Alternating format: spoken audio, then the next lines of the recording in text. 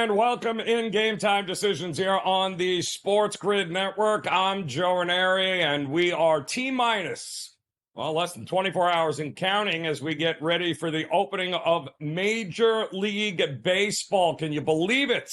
That's right. Major League Baseball is back. Opening day tomorrow, though they did have that opening day last week in South Korea with the Dodgers and the Padres. But since most of us were asleep and really didn't get a chance to watch any of that, the good news is opening day is tomorrow, and we got a ton of baseball. So we'll take a look ahead as to what we might have in store this year in the MLB season. And a lot of news and notes, a lot of injuries, a lot of last-minute signings. Everything you need to know, we've got you covered here on Game Time Decisions. We also have, the Sweet 16 ready to go. That is coming up tomorrow here, the next 48 hours for the Sweet 16. Will it be UConn? Will it be San Diego State? Will Duke and Houston have a game like Houston and Texas A&M did? Where are the blowouts? Where is the chalk? There is a lot to go over when it comes to the Sweet 16. And let us not forget, of course, we've got a couple of other basketball games going on right now. And tonight, in fact, Seton Hall, which, by the way, is taking some money, and that line shot up to as much as 5.5, taking on UNLV, and a just absolutely weird, and I mean weird, travel spot here, as UNLV had to travel to New Jersey to hop on a plane to fly back and play. Now they got to hop on a plane and fly back to Jersey. I mean, those that have ever been to Jersey, once in a lifetime is enough. The last thing you want to have to do is go back, twice in a 72-hour period. But that is what UNLV is up against here tonight as we welcome those of you in joining us here from around the country. It is Game Time Decisions on the SportsGrid Network. I'm Joe Raineri, and we are getting rated loaded card here tonight in the NBA as well. We got 11 games, I believe, 11, 12. Who can keep count? Does it count if the Detroit, this Pistons team, they are still playing basketball apparently. So we got to count them as a game here. Loaded schedule beginning here at the top of next hour with the Nets, Wizards, followed by the Cavs and the Hornets, and a game in which I'm going to be very interested in, and that is the Orlando Magic at home, also trying to do their very best to avoid a number 7 seed or worse. Currently, they're locked right in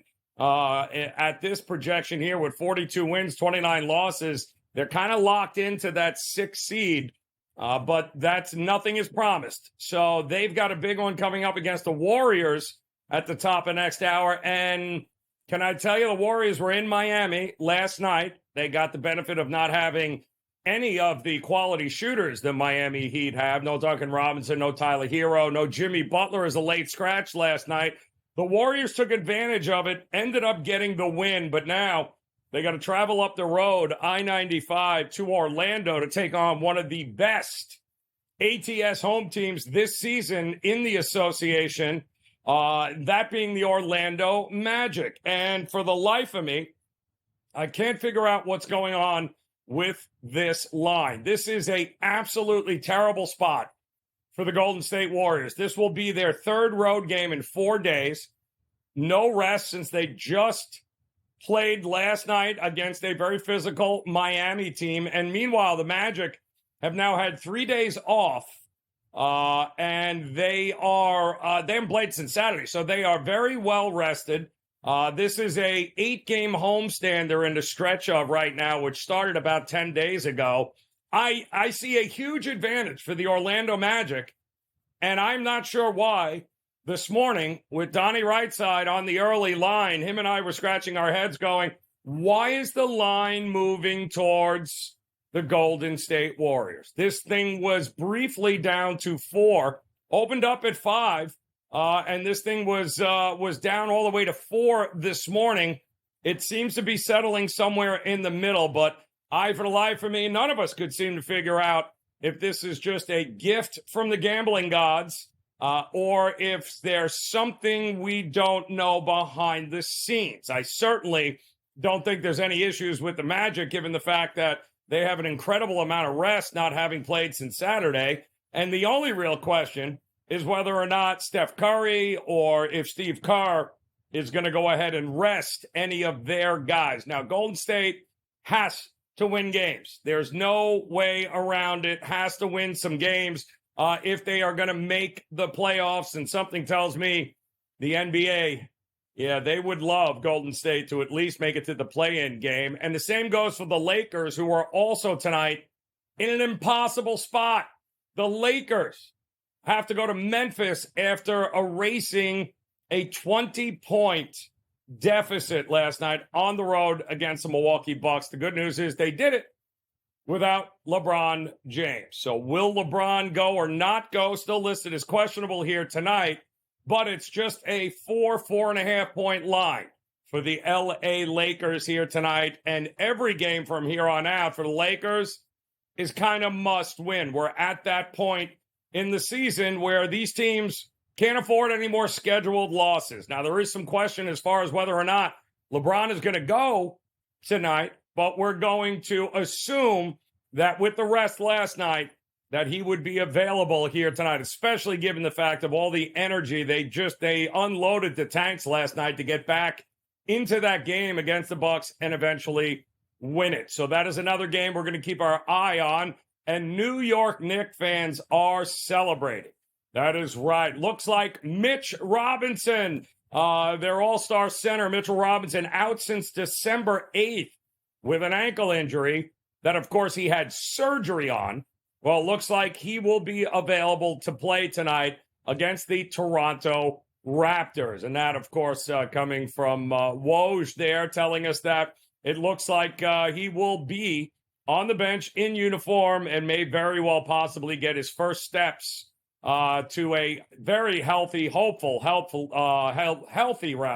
saying that fast, hopefully a healthy postseason run here for him and the New York Knicks. Now, the good news is Robinson could not have picked a better team to go up against, since the Toronto Raptors, along with the Detroit Pistons and a few other teams, have already moved on from this season and have checked out a while ago. So when you see that 13.5 or 14 points that you would need to lay with the Knicks tonight in order to back them, don't be scared. Don't be scared. Toronto, you'd be lucky if Toronto gets the 90 points here tonight. And the way DiVincenzo has been shooting the ball, I don't think we'll have a problem covering that number. We got many more interesting games coming up to talk about in the association, not to mention we'll start diving in to college hoops. Sweet 16, who you got? We'll tell you who we got when we get back here. Game Time Decisions on the Grid.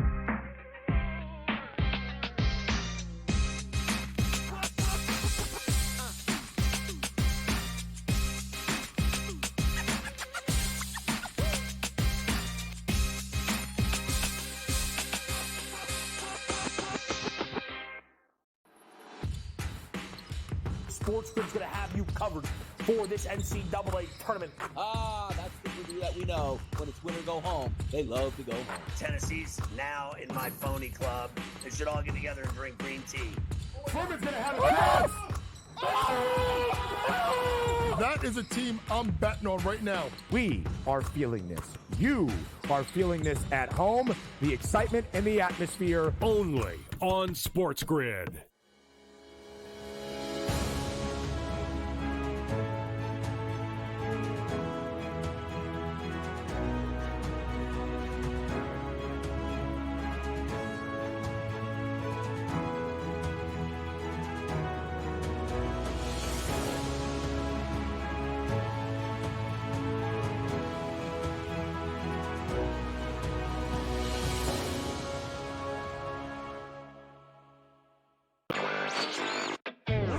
It does look like they're looking for a buyout here or a payoff here, trying to get in with DraftKings here, which does make some sense. And we're seeing this a lot with some of these smaller companies. RSI selling Bet Rivers essentially would be really interesting. They have a bunch of Latin American companies that are countries that are ramping up that they're going to be profitable in.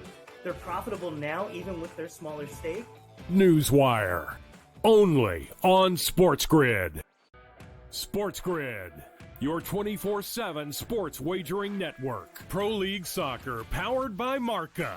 I would be willing to bet the under 2.5 goals. Fantasy sports today. Especially in head-to-head formats in fantasy, I think I'm going to go with Juan Soto. Game Time Decisions. People don't like it. I don't really care. I cannot believe anybody is betting the Clippers at this number. Betting above the All rim. I've heard you say on the network is you're either winning or you're rebuilding. In-game live all access. Nobody has been more profitable as a dog than Shaka Smart team. Winning back-to-back road games. I don't care if they're playing Topeka High. I wouldn't give them any chance whatsoever. In-game live, prime time. Back-to-back, just utterly stinker quarters. In-game live, overtime. Honestly, as you sit here and listen, watch right now, you may want to consider placing that bet. It's smarter to be on SportsGrid.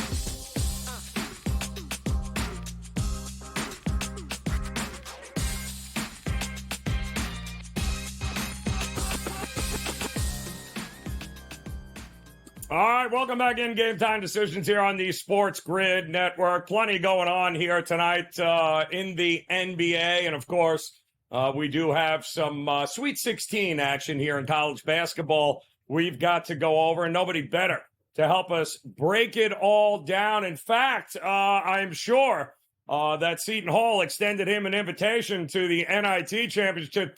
No, maybe not. Nope. Coach James Young in the house. And I only ask, Coach, because every weekend over the last 2 months of the season, tried to get you on in-game live, but you were always right behind the bench at a Seton Hall game in the stadium, and I have pictures to prove it. I'm just wondering here tonight, was it you who told me, though, that place is like a YMCA, right? What does it seat, 12? Oh, yeah. You know, listen, shout out to my guys at Seton Hall. They've been taking care of me all year, but ever since they went back from the Rock to Walsh Gymnasium, which is like a big high school gym, Coach Young ain't got that. I ain't got that stroke. You know what I'm saying, Joe Raineri? I ain't got that pull, baby. Anymore. I ain't got that pull anymore. Yep. So, so Coach Young is gonna have himself a nice little Italian dinner, a little bottle of Pinot Noir, and call it a night. And you call and you got plenty of pull there, Coach. That's all that matters. The waiters know who you are. Let's dive into some of these games here, Coach, tonight. I'll start with the one that I have no idea. We talked about it earlier today on the early line. How in the hell this line was moving towards Golden State, I don't understand at 4.5, given the fact this is their third road game in 4 days and Orlando hasn't played Saturday. But it's sitting there, Coach, 4.5 here. What are we doing with this one? It's very simple. I'm gonna lay the points. I mean, if you think about it, you got a team that's on a second leg of a back-to-back versus a team in Orlando, who, let's be honest, at home against the spread, who's better than them this season? You know what it is, people? Yep. This is nobody. Against the spread, no one's better than them. So to me, I'm not complicating it. Back-to-back, right? I know it's a blowout. I know they just got to go to the other side. You got to go from the east, go up a little bit from Miami to Orlando. Joe, it doesn't matter.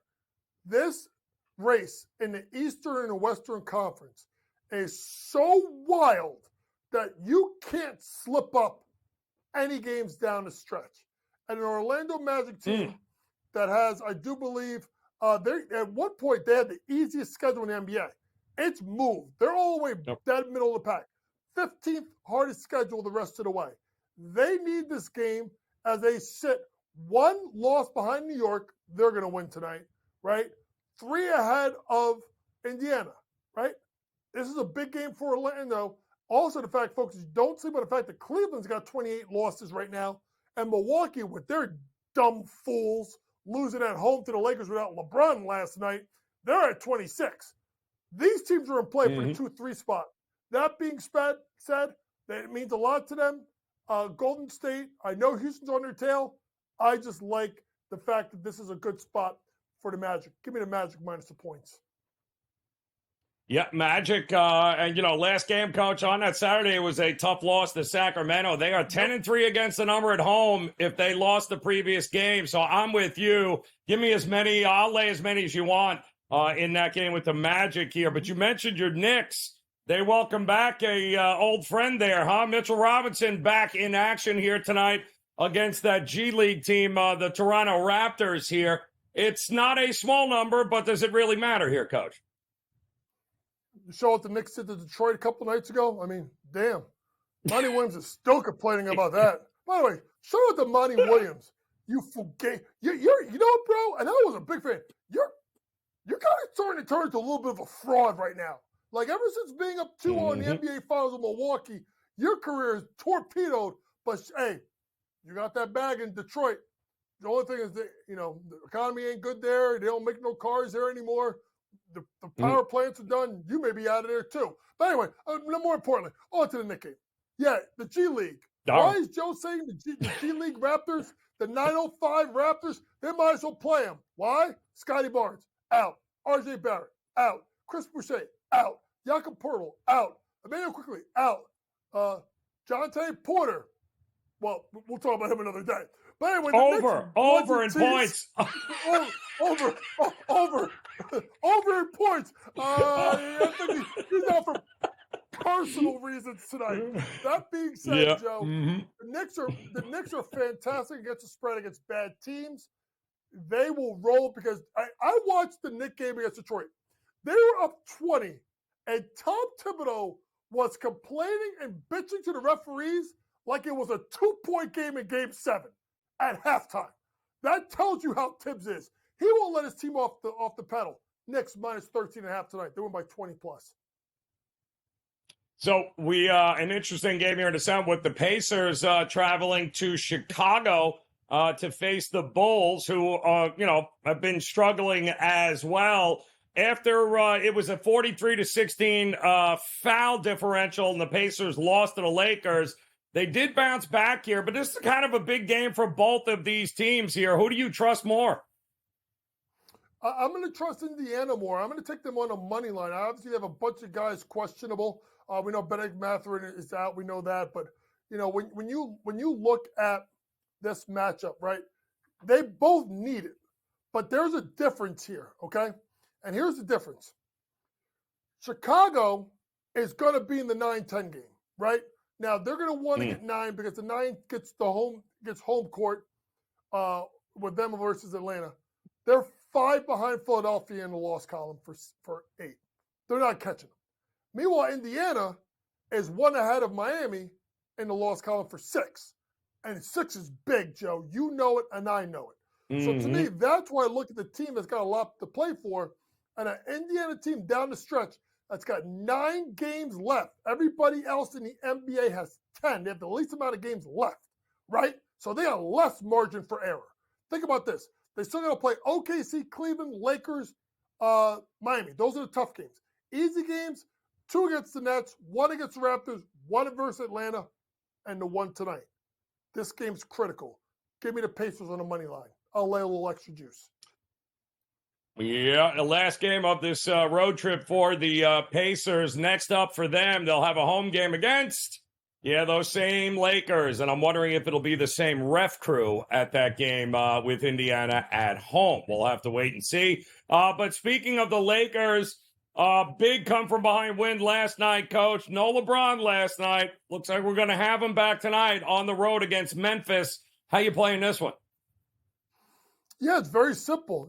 First things first, we have on this network, me included and Joe, we have knocked Anthony Davis. I mean, I've knocked this guy. Mm-hmm. He has been nothing short of sensational as of late. But now it's a back-to-back. Now, he has played a lot of games this year. We got to give him credit. But this seems like a spot where the Lakers said, AD, carry us as much as you can for the Buck game. Let's turn around. Let's get LeBron back for this one. LeBron, you carry us in this game. LeBron over 24.5 points is the play. I think LeBron will get busy tonight. And this could be a game where he can get this thing in the first half. It's 25.5, I should say. Listen, he's over 9 out of his last 15 games. He's going against a team that has no one there. Last time he played against Memphis, he scored 32 points. LeBron doesn't let AD do the heavy lifting because he does it himself for AD. Give me the Lakers, LeBron James, over 25.5 points. Who do you have more faith in missing the playoffs here, Coach? Golden State or the Lakers? Or is there no way the NBA will allow either to miss the playoffs? Well, here's the problem.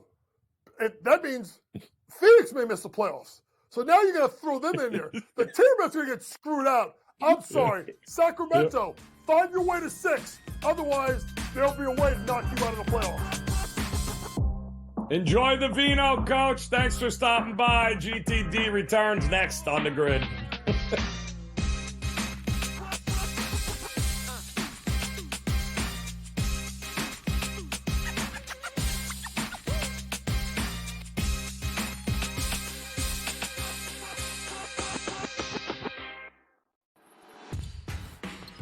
SportsGrid's going to have you covered for this NCAA tournament. That's the movie that we know. When it's win or go home, they love to go home. Tennessee's now in my phony club. They should all get together and drink green tea. Truman's going to have a chance. That is a team I'm betting on right now. We are feeling this. You are feeling this at home. The excitement and the atmosphere. Only on SportsGrid.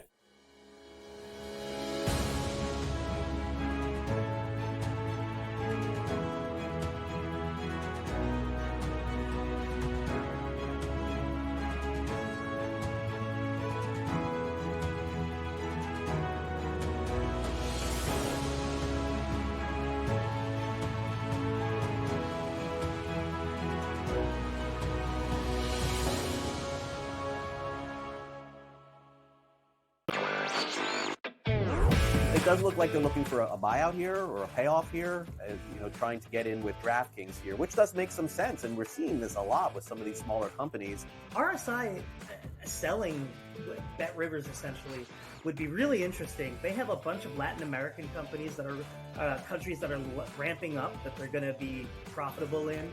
They're profitable now, even with their smaller stake. Newswire.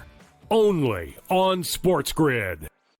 SportsGrid, your 24/7 sports wagering network. Pro League Soccer, powered by Marca. I would be willing to bet the under 2.5 goals. Fantasy sports today. Especially in head-to-head formats and fantasy, I think I'm going to go with Juan Soto. Game time decisions. People don't like it. I don't really care. I cannot believe anybody is betting the Clippers at this number. Betting above the All rim. I've heard you say on the network is you're either winning or you're rebuilding. In-game live all access. Nobody has been more profitable as a dog than Shaka Smart team. Winning back-to-back road games. I don't care if they're playing Topeka High. I wouldn't give them any chance whatsoever. In-game live, prime time. Back-to-back, just utterly stinker quarters. In-game live, overtime. Honestly, as you sit here and listen, watch right now, you may want to consider placing that bet. It's smarter to be on SportsGrid.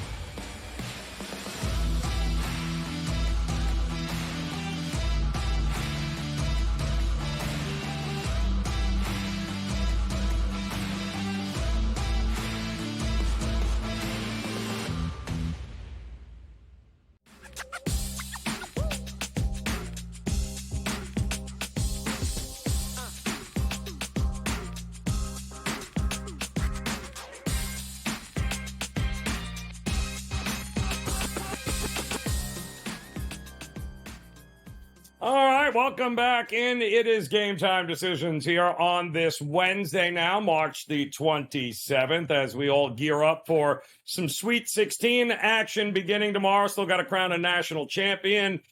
We've got plenty of NBA action going on as we get ready for the playoffs there, but let us not forget, there is nothing like the trek to a Stanley Cup, and we are getting closer and closer with absolutely one of the weirdest schedules ever is the NHL, which is 2 games here tonight, and nobody better to help us navigate these 2 games than Joe Madden stepping in. And Joe, listen, last night was a lot of fun. Watched the Bruins come back to beat my Panthers, which was awful. But I believe the Rangers now, well, they can breathe a sigh of relief. What? They were the first one to 100. They clinched. They're locked in now to the postseason. Who's next? And who should we be worried about actually not getting to the postseason?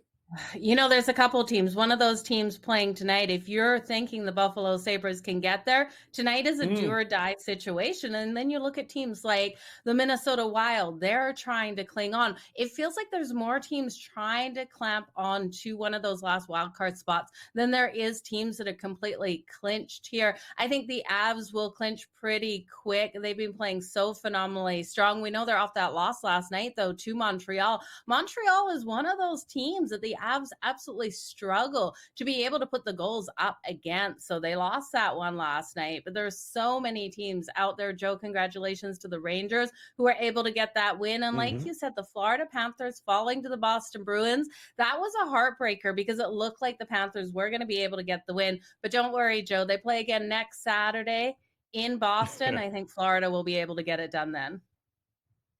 Yeah, it's so great. I know there's a lot of people debating too. I mean, it would be terrible if Detroit doesn't make it, right? I mean, that would be, and somehow Washington is still in it. But who you were betting? Who would you put on? Would Detroit miss or Washington miss? The Washington Capitals are playing so strong behind Ovechkin, but if anything happens to Ovechkin, and knock on wood that nothing does, I do think that they should be able to make it. But without him, it's a difference. And then you look at the Red Wings too. They have that player as well in Patrick Kane. So you take these players, they're so strong out there, and Dylan Larkin for them. And Dylan Larkin, we saw when he was out, they were so weak up the middle. So you take certain players out, the health of these players is absolutely needed for these teams to be able to make it. So between the Washington Capitals and the Detroit Red Wings, I kind of lean on the Red Wings being able to make it more because we've got the Capitals. It's an aging team. Ovechkin's up there. I would worry about him being able to last these last, 11 games completely healthy out there. Because without him, I just don't see them getting there. It's amazing they're even in this spot, but it would be heartbreaking for Detroit Red Wing fans. Not that, Scotty Bowman years, I still haven't forgiven them for many of those. But it would be nice to get the Red Wings back in action here. We do have one, though, of a doubleheader game coming up top of the hour between, in the Atlantic, I believe, the Sabres hosting the Ottawa Senators. It's just, give me an over and see what happens. Like, how else do you play a game like this? Well, you're going to look at points for players in this one, but I'm with you. That over 6.5, it just has to be the way to go with this one. We know the Ottawa Senators are in here to play upset right now. They don't want to see, especially another team within the Atlantic, be able to make the playoffs when they're not going to be able to. And the Sabres fighting for a wild card spot in the Eastern Conference. This team needs an absolute miracle to be able to make that run. But we did see last season, remember the Florida Panthers? No one thought they were going to get there. Joe, and the Buffalo Sabres, could they be that team this year? Just not buying into it. Lankinkin has been strong in net for them, but he's also had some weaker games. And I think in this one, we can count on the Ottawa Senators because of how hard they've been playing to come out and find the back of his goal. And while Korpisalo was great versus Edmonton, it's Korpisalo in net for the Ottawa Senators, and he has been up and down this season. Buffalo has way too much to play for in this one. It is the 4th matchup on the season for these teams. We have seen the Buffalo Sabres win 2 of those meetings. So the Buffalo Sabres won in January 5-3 and in October 6-4. We saw the Senators win 5-1 at home in that game in December. So I'm looking for this one to go over that 6.5. We have seen when Buffalo has been able to win these games, it's gone nicely over that total. And there's a couple of players I'm looking at here, one from each team. I think if you're looking at the Ottawa Senators, Drake Batherson to come out here nice and strong. The problem with the Sabres right now is their defense is allowing their goaltending to be absolutely peppered. So looking at Batherson for his shots on goal, maybe a safer bet here at 4+ shots on goal. I do think he can get to it at plus 185. But I do think the points are coming in for him tonight. I could see 2 assists or a goal and an assist out there for him. So the 2+ points coming in at plus 360. And I can't say no to that amazing plus money. And then at the Sabres level, I'm going to look at Tage Thompson here. He's been absolutely phenomenal for them on the season. You could take him just for the goal at plus 155, but I like him for the 2+ points. That's coming in at plus 300. He has 5 goals and 1 assist versus the Sens so far this season. And in his last 5 games, he's had 3 goals and 4 assists out there on the ice. So I do think Tage Thompson's in for a solid night here. Give me the over and give me those player points, Joe. Oh, and what do you think about maybe a Skinner goal prop as well? And are you still a believer in Lukokin in there in goal for them? Because he had a terrible game against, what was it, Edmonton a week ago? But outside of that, the Sabres have really responded to this kid here. And to your point, they are within shouting distance, so they're going to need to put some goals in net here, are they not? Yeah, they're absolutely going to have to put some goals in net. And I do have faith in, like, again, he has been strong out there. And yes, he's had a couple of hiccups out there down the road. But coming out of Christmas, he was one of the best goaltenders with the best records going into the All-Star break and outside of it. So he has been strong. But this game for the over 6.5 to hit, we could see the Buffalo Sabres put 5 goals on Korpisalo and just 2 here for the Sens. I do expect it to be a bit tighter, and I think the Sens will hit him a little bit harder, but this is a goalie that I do have faith in. I think he's going to be really solid for them in the future. And then Jeff Skinner, of course, you got to look at Jeff Skinner. He has been absolutely phenomenal out there, able to get things done. I would actually look at Alex Tuck as well and Rasmus Dahlin. I think both of those players also have so much value with their points or their anytime goal tonight, Joe.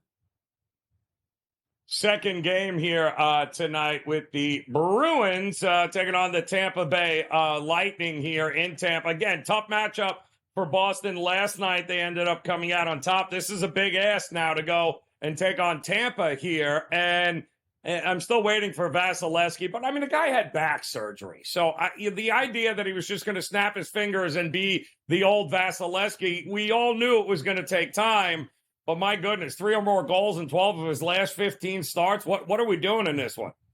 Yeah, this is hard because we need Andrei Vasilevsky to be absolutely on his game tonight versus the Boston Bruins. We need the defense of the Tampa Bay Lightning to really step up. Now, offensively, we know this power play is completely clicking for the Lightning. So that is a bright and shiny point, especially against the Boston Bruins on the second night of a back-to-back. And it's not even the second night of the back-to-back that concerns me, because if they had played any other team other than the Florida Panthers last night, I wouldn't be concerned about the Boston Bruins in this one, but that game versus Florida last night was such a hard game for them. It was a hard-hitting game out there. Both of those teams gave it everything that they had on the ice and left it out there on the ice, and Boston was able to get that win. So I think then rolling into Tampa here, while they could come out and get the win, I'm just not buying in on the Boston Bruins. I do think the Tampa Bay Lightning should be able to win this one at home. These two teams have matched up 3 times already this season. We've seen Tampa win the first 2 games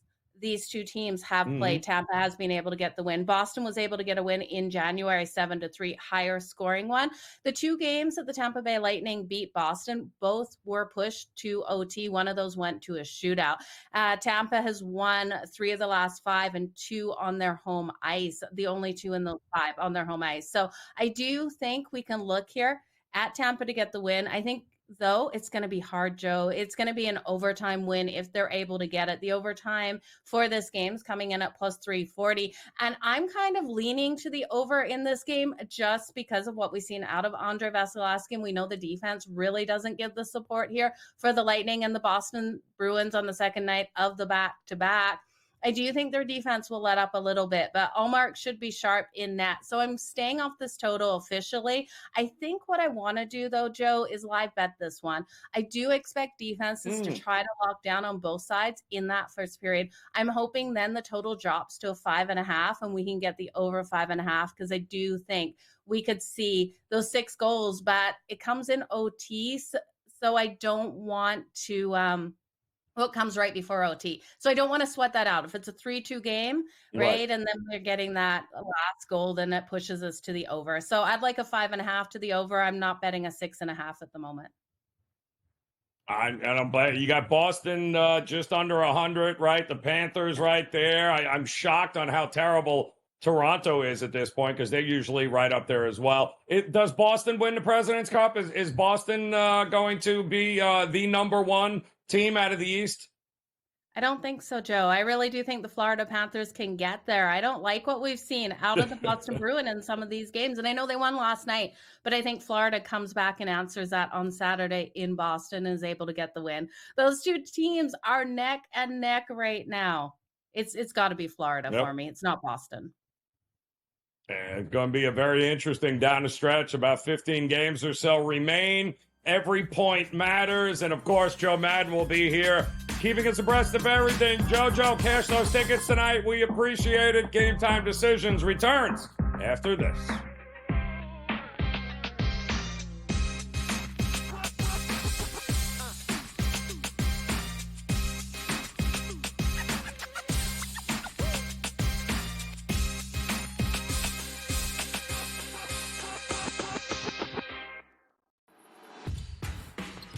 SportsGrid's going to have you covered for this NCAA tournament. That's the that we know. When it's win or go home, they love to go home.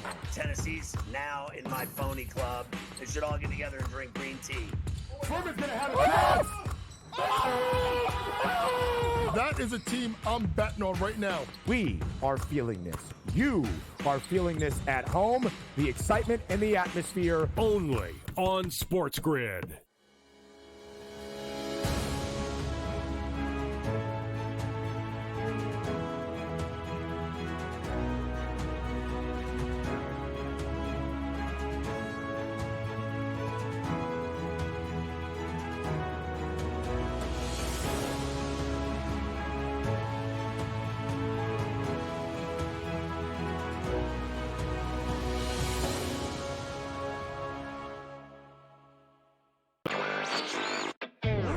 It does look like they're looking for a buyout here or a payoff here, trying to get in with DraftKings here, which does make some sense. And we're seeing this a lot with some of these smaller companies. RSI selling Bet Rivers essentially would be really interesting. They have a bunch of Latin American companies that are countries that are ramping up that they're going to be profitable in.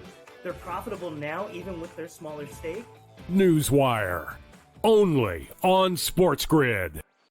SportsGrid, your 24/7 sports wagering network. Pro League Soccer, powered by Marca. I would be willing to bet the under 2.5 goals. Fantasy sports today. Especially in head-to-head formats in fantasy, I think I'm going to go with Juan Soto. Game Time Decisions. People don't like it. I don't really care. I cannot believe anybody is betting the Clippers at this number. Betting above the rim. All I've heard you say on the network is you're either winning or you're rebuilding. In-game live all access. Nobody has been more profitable as a dog than Shaka Smart team. Winning back-to-back road games. I don't care if they're playing Topeka High. I wouldn't give them any chance whatsoever. In-game live, prime time. Back-to-back, just utterly stinker quarters. In-game live, overtime. Honestly, as you sit here and watch right now, you may want to consider placing that bet. It's smarter to be on SportsGrid.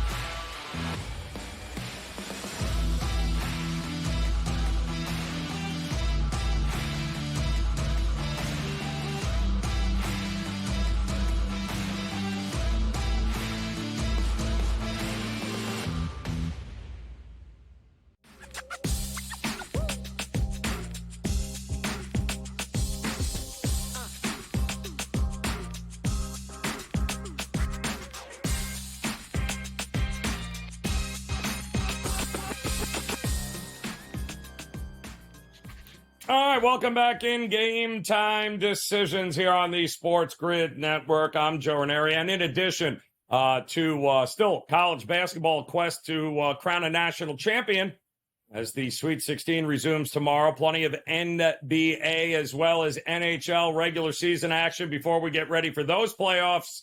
But do not forget, tomorrow is a very special day because Major League Baseball returns. That's right, off and running. Baseball is back, and I know one guy here at the Sports Grid Network that's very excited about that. That's George Kurtz. He's stepping in here tonight. And the reason he's excited is because he hasn't watched the Yankees play yet. I can assure you, check back with me in a week, and George Kurtz will not be happy after having to endure Yankee baseball. But Kurtz, what's going on, man? Can you believe baseball's back? You're giving me a week to enjoy the Yankees. You can put me on 24 hours from now, and I'll be upset. All right, they play at 4 o'clock tomorrow. Not over at this time tomorrow, right? I won't be happy then. Framber Valdez versus Nestor Cortez for the Yankees tomorrow. Nestor Cortez, your opening day starter. Interesting. The Yankees have no third baseman, no backup first baseman, no backup shortstop. You know, this is a train wreck. I don't think they make the playoffs, Joe. Yeah. There is a number of people that are shorting the Yankees. I know in win totals and just about everything else. But of course, starting here at the end of March, beginning of April, means we're probably going to have a bunch of makeup games early. We already know the Mets, the Brewers, the Phillies, and the Braves all being postponed at this point. Going to have to start on Friday, I believe. They're going to give those things a show. A lot of rain going on in that part of the country. I would know down here in South Florida, Kurtz, but you already know that. But let me ask you this, because we woke up this morning. I just don't understand. Montgomery could have signed for how much for the Yankees? How much could the Yankees were offering? What, 2-3 years guaranteed, right? They were offering him. What is Scott Boras doing where he's got to sign a 1-year deal with Arizona at 31 years old where anything can happen here, Kurtz? Like, I don't understand how he just signed with the Arizona. Great for Arizona, but my goodness, man, how do you explain that one? Well, the easy explanation is that Boras overplayed his hand, right? Originally, he wanted, 6-7 year deals, you know, because think about all of his clients, right? I mean, J.D. Martinez, that's right. Bellinger, Montgomery, you know, I know Snell, and there was a fifth one too that I'm forgetting. They all have signed late. They all didn't get what we thought. Nola, certainly not the term. Nola signed a 7-year? Yeah, Nola signed a 7-year deal, and that's what they wanted. Like, what? Really? It makes you wonder, Joe. Are teams just saying you're a Boras client and you're not fantastic, you're not a Hall of Famer? F you. Thank you. you. Want you. We're not dealing with Boras. You know, I wonder if that's what's going on here. You know, Montgomery's a good pitcher, but we're not talking. You're not talking Spencer Strider. All right, Bellinger's a good hitter, but you're not talking Ronald Acuna. You can go on and on and on about this. And I think that's what we're saying here. You're a Boras client, and you want these magic numbers, and we got to deal with your agent, and you're not a top of the flight player. We're not dealing with you. Great for the Diamondbacks. They have a rotation now that's really formidable. And by the way, great for the National League West. No one's saying, Dodgers fine, they'll win it. No, Padres get Cease, right? Giants get Snell, they added Chapman, Soler, and Lee during the offseason. And then, of course, the move here with Montgomery going to the Diamondbacks. Fantastic. It's great. It's good for baseball. It's good for that division. It should be more competitive here, but certainly not good for Boras clients here. As for the Yankees, people have to keep in mind here. The Yankees apparently were there as far as the money, but they wanted to defer the money. The Yankees, anybody the Yankees sign from here on out is 110%. So if they would have signed Montgomery, that means he signed for 1 year, $25 million. It would have been 1 year, $52.5 for the Yankees. You know, and the Yankees aren't going to pay $52.5. They're cheap. I know it's hard to believe a team with a $300 million payroll is cheap, but that's really what the Yankees are here. Let's face it. If George were still in charge there, the Yankees payroll would be $500 million, and he wouldn't care. He'd have everybody on the team. So some interesting storylines coming across the board here as it kicks off tomorrow. Number one, are you of the mindset that this Ohtani story will go away? They will bury this thing and nobody will say anything about anything. And it'll probably be, a year from now, we're like, oh, yeah, whatever happened with that investigation? I think once baseball gets underway, Once Ohtani starts playing, and I think the only way this could go hard last is if the Dodgers don't live up to the hype. But I think they're going to live up to the hype here, George, right? I mean, what are your expectations even now with the Dodgers this year? I don't think anything's going to happen to Ohtani. So I don't think he's going to get suspended or anything like that. Do I think the story's going away? Sure, once the next story comes out. And we know something's going to happen. There'll be a steroid scandal or something like that will happen. It always does. So this is on top of the news story right now, but there'll be the next story here. The FBI is investigating, so it's not like MLB can just squash this and bury it. They can't, But the FBI is not worried about finding Ohtani. They want the bookie and everything else involved in it, and the IRS is involved. They want the financials and everything else. So unless this bookie has evidence that Ohtani was involved, this is just. Listen, do I think he didn't know? Boy, you take $4.5 million out of my account, I'm going to know. Okay? I don't care how much money I have. I'm going to know. Are you that oblivious? I mean, I got a phone call from my bank, or a text from my bank last night because $4.99 was taken out that they thought was suspicious. $4.99, which is probably the equivalent of $4.5 million for Ohtani. Where's his agent in this? Where's his accountant in this? Businessman. I mean, something doesn't. It smells here. It does. Even though I hope he wasn't betting. I truly do. But how is the bookie allowing him $4.5 million in credit? Why? That makes no sense too. Yeah.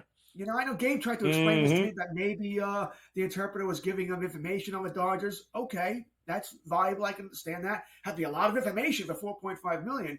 But to answer your question, it's a story now. But once the next big story comes out and nothing new comes out of this goes away. Yeah, I just don't. Yeah, I don't see them setting out their golden goose. But if Ohtani is looking for a new interpreter, I'll throw my hat in the ring. I got no problem. Apparently, I'm studying Japanese. I'm studying right now.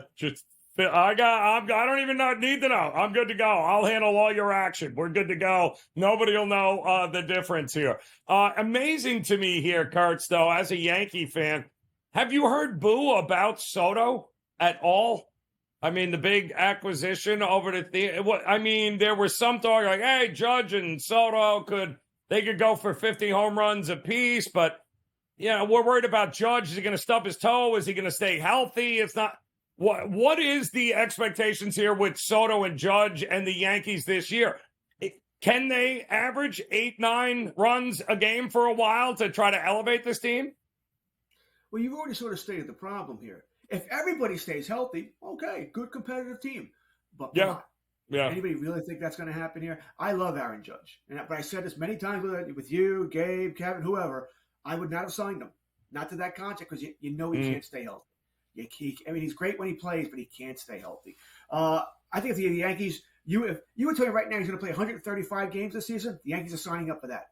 They'll take that in a heartbeat. Yes. But if I was going to place an over-under, it's probably 115, somewhere around there. If he plays anything more than that, him and Soto will hit 100 home runs combined. Because I think if Judge stays healthy, he hits 60 again. There's very little doubt in my mind. He's hit, something 99 home runs in his last 263 games. Think about that. 99 in his last 263. He stays healthy. He hits a ton. Soto was betting on himself. He already told the Yankees, we're not talking contract. I want to go to free agency, blah, blah, blah. He's going to get $500 million, and I think he'll adjust his swing for Yankee Stadium. So I think he hits 40-plus home runs this year. So like I said, I think those two will be massive when they're in the lineup. And when I say when they're in the lineup, I'm leaning more towards Judge. He's the one I worry about. As for the Yankees as a whole, haven't we already seen it this spring training?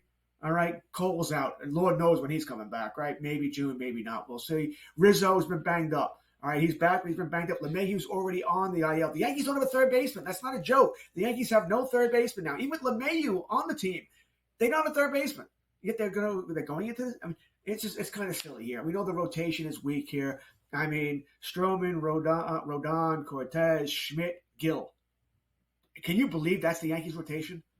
Yep. Those 5 names? Right. And we know then you're going to need 3-4 other starters. Because guys get hurt. Where are they?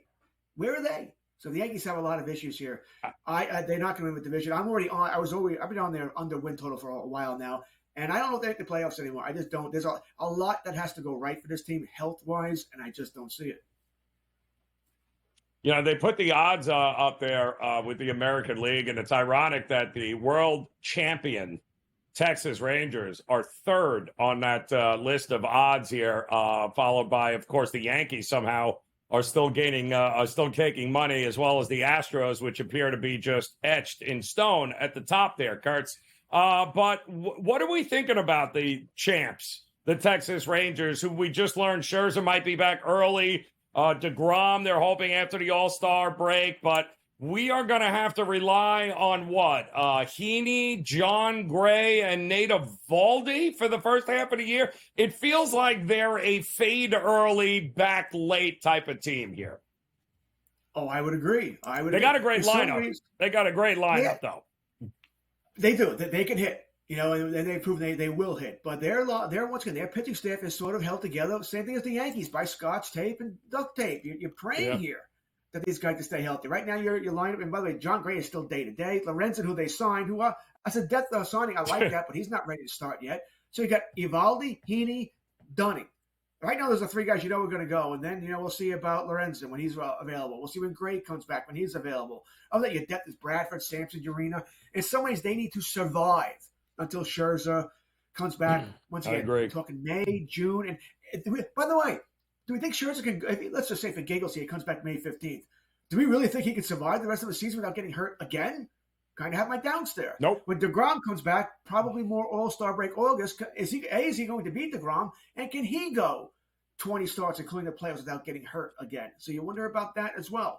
They're going to have to hit their way. Their bullpen is solid, but far from great. I mean, Leclerc is not a fantastic closer. You have some veterans there, David Robertson and Kirby Yates, but they're going to be sort of like the Yankees down south. They're going to have to hit to sort of overcome that pitching staff.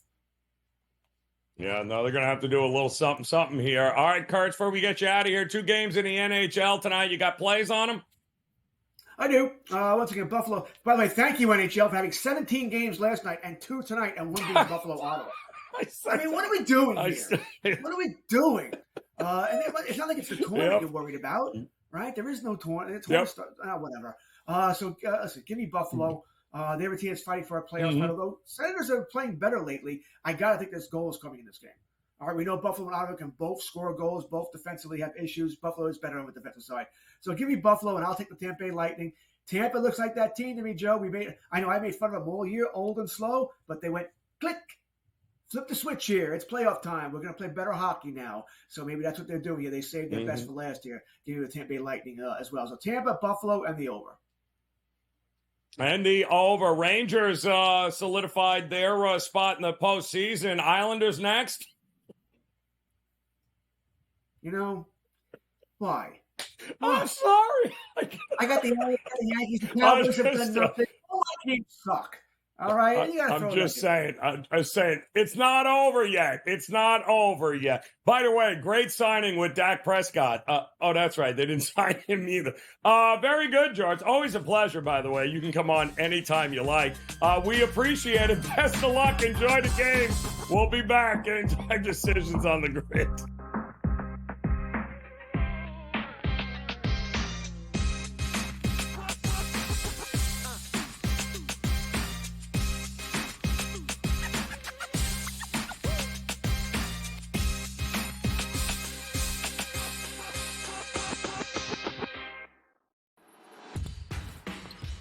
SportsGrid's going to have you covered for this NCAA tournament. That's the movie that we know. When it's win or go home, they love to go home. Tennessee's now in my phony club. They should all get together and drink green tea. Furman's going to have a chance. That is a team I'm betting on right now. We are feeling this.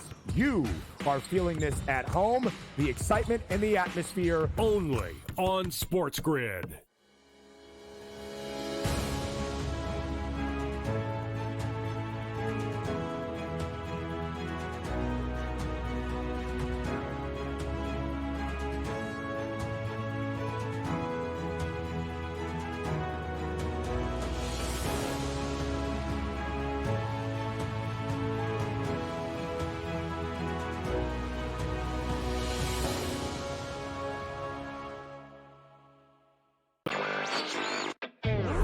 It does look like they're looking for a buyout here or a payoff here, trying to get in with DraftKings here, which does make some sense. And we're seeing this a lot with some of these smaller companies. RSI selling Bet Rivers essentially would be really interesting. They have a bunch of Latin American companies that are countries that are ramping up that they're going to be profitable in.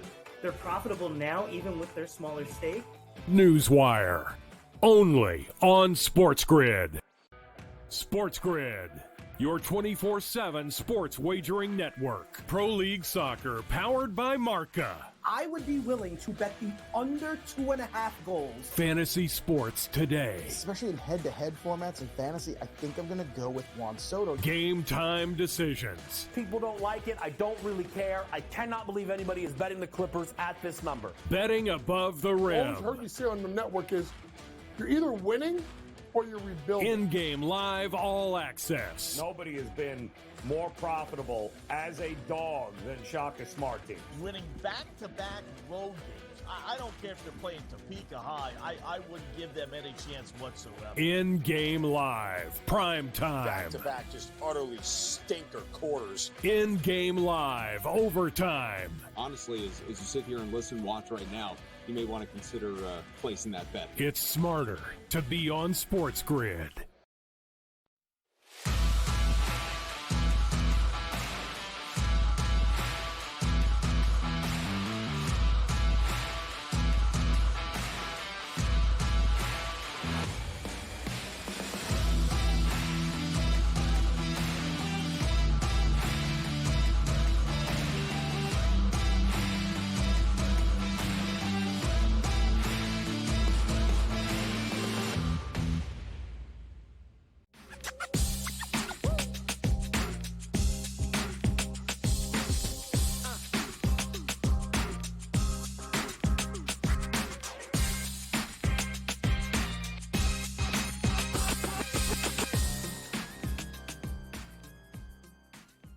All right, welcome back in Game Time Decisions here on the SportsGrid Network as we get ready to wrap up this hour. Getting ready, of course, for the opening tip-off here in a bunch of games here in the NBA. It is a bit of a loaded card here tonight.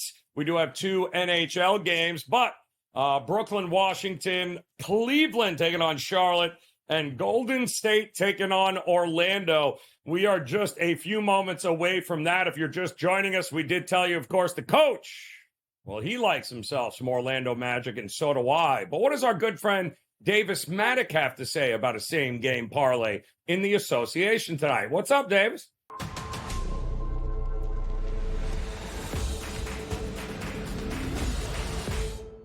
All right, guys, we are back in a very comfortable spot that we are very familiar with for our NBA same-game parlay over on the FanDuel Sportsbook tonight with the Phoenix Suns traveling up into the mountains to play against the Denver Nuggets. We are going to begin by taking the Denver Nuggets on the spread. 7.5, whatever you can get, I think is fine. This is just a terrible matchup for the Suns. They're just way too small against that front line of Porter, Jokic, and Aaron Gordon. And, of course, we have to remember the famous bad blood between former teammates Nikola Jokic and Jusuf Nurkic. Nurkic demanding a trade, thinking he deserved to start over Nikola Jokic. How hilarious is that? In retrospect, and we are going to do our favorite thing here, we're going to take Nikola Jokic to record 25 or more points, 10 or more assists, and 10 or more rebounds. That gives us plus 518 odds on the FanDuel Sportsbook.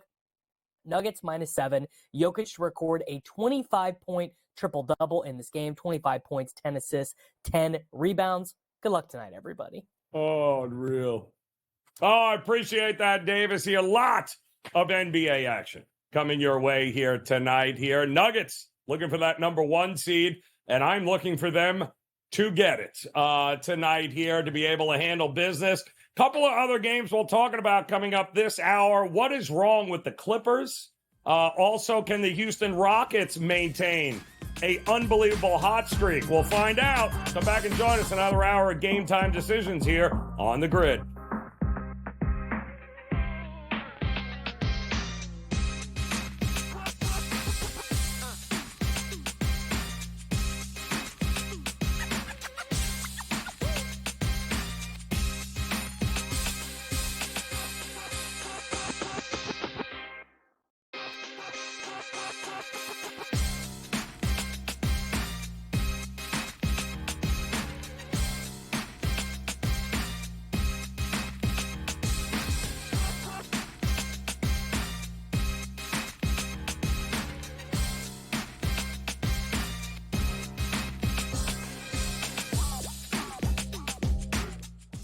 And welcome back in Game Time Decisions. Another hour here on the SportsGrid Network as we get ready for the pucks to drop. We've got tip-off here in just a couple of minutes in the NBA. We do have an NIT game in college basketball, but a lot of the focus will be on the Sweet 16 getting ready to take off tomorrow. I'm Joe Raineri here on the SportsGrid Network. Appreciate you hanging out with us here. And coming up in just about 8 or 9 minutes, our good friend Brady will be in there as I can't wait for Brady Cannon to tell me who he's going to pick this week for the Houston Oilers. If it's anywhere near Xander Schauffele, we're going to have to cut him off.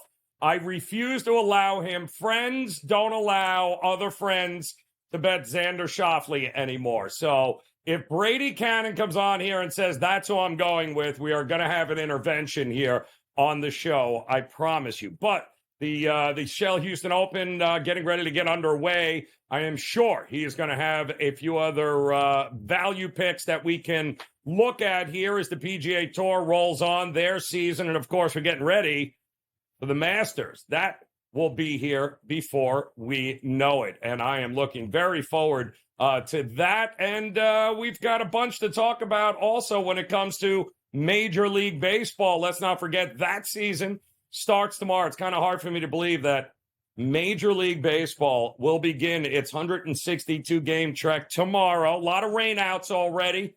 If you haven't heard, the Mets, the Phillies, the Brewers, all having to push back their opening days here because of weather-related issues, namely rain and the fact that it's probably snowing in a place or two still around the country. Here as we welcome in our radio audience, it is Game Time Decisions here on the SportsGrid Network. I'm Joe Raineri. We appreciate you hanging out with us here tonight as we're getting ready for Major League Baseball to kick off. How bad are the Angels going to be? They still have Mike Trout, although something tells me he'll be hurt 3 games into the season, never to be heard from again. How bad are the Red Sox going to be? How about the Yankees? With absolutely no pitching, are they going to compete at all? And let us not forget Ohtani. I'm wondering who he has at the top of his college basketball bracket. No, wait a minute. I mean, who isn't? No, not his interpreter either. Will that story ever go away? That is a big question mark. But quite honestly, I am of the mindset that this will go away rather quickly. Baseball will be played. Dodgers will dominate. And at this point, even at plus 185, 155 that we've got there, at this point in the season, there's really no reason to look anyplace else outside of those top 2 or 3 teams. Even if you're looking, I'm wondering how good the Dodgers are going to be or how good the Braves are going to be. They're the best teams in baseball as currently constructed on paper. But that doesn't mean we're not going to get, how many of you this time of year, rewind the clock, had the Texas Rangers as your champs there or at the top of that list? Nobody did. You go a couple of years back prior, the Marlins have done this. The Royals have done this. We have seen teams, small market teams that nobody would give any consideration to go up against teams that basically tried to buy themselves a championship. And baseball is so unique that, yes, if you're looking for Cinderellas, I would not be looking at the Sweet 16. I'd be looking at Major League Baseball because it seems to be the one spot. How many of you had Arizona last year? Nobody, right? It was always the Dodgers. So that's what makes the trek of a 162-game season so fascinating in Major League Baseball. It is, from a handicapping perspective, literally the biggest, hardest grind of all sports. 162 games, 30 teams, got to know bullpens, got to know starting pitchers, got to know injury.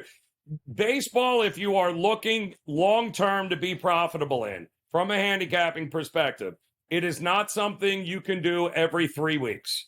And again, if you're just looking at it from the perspective like, you know what I mean? I want to watch the Yankee game. I'll put a few bucks. By all means, go for it. But anybody that thinks they are just going to jump in, handicapping Major League Baseball, be profitable, and do it once every 11 days, Doesn't work like that. It is truly the ultimate grind, one which I love each and every year because the dog days of summer, not a lot going on, but you know what is? Major League Baseball there. And I also think the markets are actually some of the more profitable in there. Some numbers sometimes not where they should be. And that is how you make money betting on sports long term. So looking forward to that starting tomorrow. And of course, the Sweet 16 tomorrow night. And I'll give you 3 guesses as to who the biggest favorite on the board is. Do you want to take a guess? All right, I'll just tell you. It's UConn. That is correct. UConn is still going to be the one team that everybody is going to need to beat. There's an awful lot of folks that believe UConn is going to be in trouble playing San Diego State. I am not of that mindset as that number is now starting to creep up. I'm beginning to see 11s popping up in the marketplace. It was down to about 10 and a half. Now it's creeping up to 11. And listen, we saw this game a year ago. It was the national championship. And only thing is that San Diego State team was better than this San Diego State team. And, oh, yeah, that Connecticut team that beat the living snot out of them last year for the championship, yeah, that wasn't as good a team as the one that they have right now. So I would not put a whole lot of eggs in that basket hoping that San Diego State exacts some revenge on UConn, because at this point in the game, there are no more Cinderella teams. If you are a 11-point favorite on the Sweet 16, you are an 11-point favorite for a reason. The next highest one on the board is going to be that Clemson-Arizona game. And I'm seeing 7.5 there right now, with Arizona laying it as a big favorite. And, of course, you can see the total there. Nobody had Clemson going this far. Clemson's only a 6 seed. They certainly aren't what you would consider some sort of Cinderella by any stretch. Nobody's given them any credit. They did have a couple of games that suited them well, getting to the Sweet 16, but you still got to win them. And we have seen Arizona time and time again this year lose to teams they had no business losing to. Could this be one of those times here? There's quite a few people looking at Clemson as being the one underdog winner of the weekend, or at least of the next couple of days here in the Sweet 16. We'll have to wait and see. And we've got a ton more on the Sweet 16, the Elite 8, the Final 4. Is there any value in any of the future markets with these teams? What if you're holding a ticket? Should you hedge? We got a lot to go over, including the Shell Houston Open. We'll do that with our friend Brady Cannon. We'll do it next here on The Grid.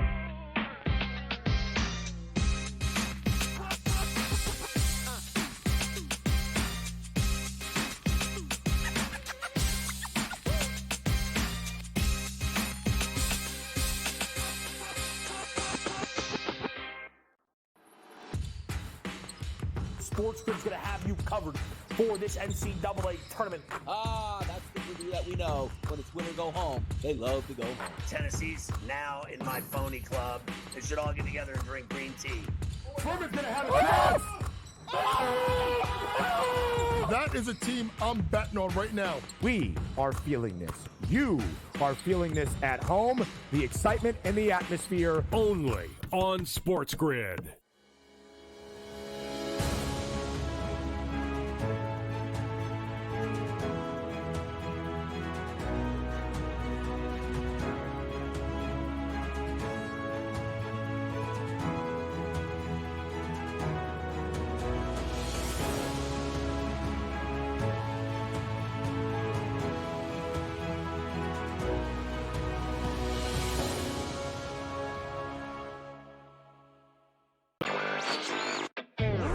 It does look like they're looking for a buyout here or a payoff here, trying to get in with DraftKings here, which does make some sense. And we're seeing this a lot with some of these smaller companies. RSI selling Bet Rivers essentially would be really interesting. They have a bunch of Latin American companies that are countries that are ramping up that they're going to be profitable in. They're profitable now, even with their smaller stake. Newswire. Only on SportsGrid. SportsGrid. Your 24/7 sports wagering network. Pro League Soccer, powered by Marca. I would be willing to bet the under 2.5 goals. Fantasy sports today. Especially in head-to-head formats in fantasy, I think I'm going to go with Juan Soto. Game time decisions. People don't like it. I don't really care. I cannot believe anybody is betting the Clippers at this number. Betting above the rim. All I've heard you say on the network is you're either winning or you're rebuilding. In-game live all access. Nobody has been more profitable as a dog than Shaka Smart team. Winning back-to-back road games. I don't care if they're playing Topeka High. I wouldn't give them any chance whatsoever. In-game live, prime time. Back-to-back, just utterly stinker quarters. In-game live, overtime. Honestly, as you sit here and listen, watch right now, you may want to consider placing that bet. It's smarter to be on SportsGrid.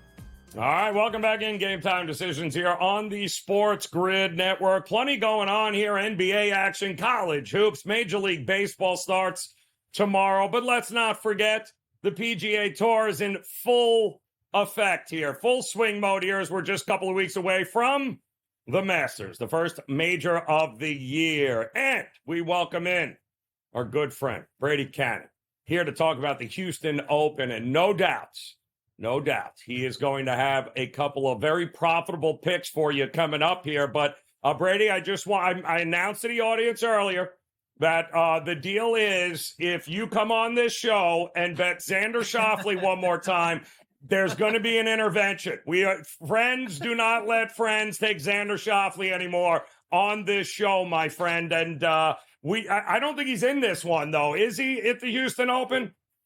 I tried to bet on him, but they said he's not in the field, Mr. Cannon. But hey, I backed him one time at the Players Championship. The sucker finished second. That's probably the first time I've bet him in maybe 5 years. I have not bet Xander a whole lot. I am very apologetic for that reason. That rule. God, for that reason. That's the one tournament. I did really well on the West Coast swing, had a lot of top 20 finishes, hit a lot of head-to-head matchups. I got to Florida and I went south. The Players Championship, when Xander finished runner-up for me, was actually a pretty decent week.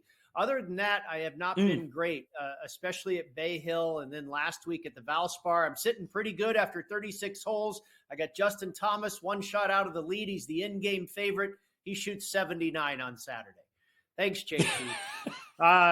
We're going to the midsection. I was getting it done out west, and then I went south out east. I'm hoping the midsection of the country here, Texas, kind of gets us back on track before we head down Magnolia Lane and visit Augusta National. Hopefully I'm peaking at the right time as we hit the first major of the season. Yeah, well, this is another tournament here that you've got a bunch of middle of the road. You got some decent numbers with some guys that can win this tournament, course experience, right? So the 2024 Houston Open. My only question is, and you can tell us about the course and what we're looking at here, will the winner hit a white golf ball? Just the only question I have for you on the show here today. There will be a golfer in the field that wears a bucket hat and hits a yellow ball. Peter Malnati is back in the field this week, a 300 or 400 to 1 winner last week. Good for him. Obviously, the guy was in tears. Nobody expected him to win, including himself. He hadn't won in 8.5 years, but good for him. He collects $1.5 million and has a job on tour for another couple of seasons. But It's been weird, Joe. That's 6 or 7 times, depending on where you shop, that we've had a triple-digit winner this season. Yep. And it seems like the only times we haven't, it's Scotty Scheffler at 4 or 5 or 6 to 1. And this week he's about plus 250. I'm not gonna go bet Scheffler at plus 250, but honestly, and I didn't do this, but I do think it's a good bet. Maybe he's minus 500. I don't know what he is, but a top 10 finish for Scheffler this week seems like an automatic. Like you said, you got Zalatoris, you got Wyndham Clark, Tony Finau, the defending champion. You've got a handful of stars in this field, but if Scheffler doesn't finish top 10, something's wrong. Yeah, as far as the course, Joe, it's a big boy golf course. It does not play easy at all. Think about this. It's a par 70, and it's over 7,400 yards. It's a big track, big greens, not a lot of rough here. It's going to cater to, or what it has catered to in the past, is big hitters that can also show some skills around the greens. So, good short game and long distance off the tee. That's who we're looking at. You look at some of the correlated courses that are like that. Royal Liverpool, where they played the British Open last summer.